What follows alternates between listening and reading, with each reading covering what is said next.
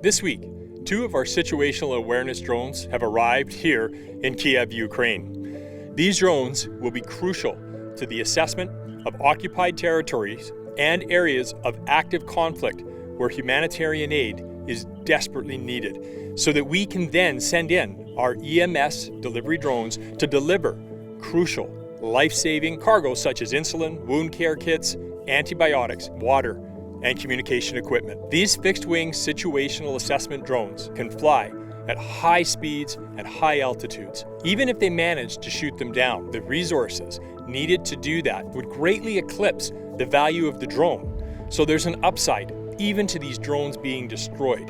We're going to keep sending situational assessment drones, search and rescue drones, along with the EMS drones that are already here in operation until this conflict is over in Ukraine. As we speak, there are another 10 drones on their way here, and by the time it's all said and done, we think that we will have fulfilled an order upwards of over 200 drones.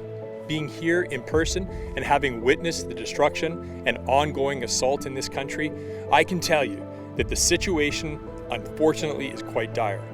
Draganfly and Cold Chain Technology Services are in this for the long haul, and we want to see the people of Ukraine get through this and start to rebuild their lives. We have technology that can help, and that's exactly what we're here to do. I would urge anyone watching to do whatever they can to help this cause. If you want to help us get more drones to Ukraine, please visit droneaid.co or find any one of the many charities out there and send what you can, because their need is much greater than the support they have gotten so far. Thank you.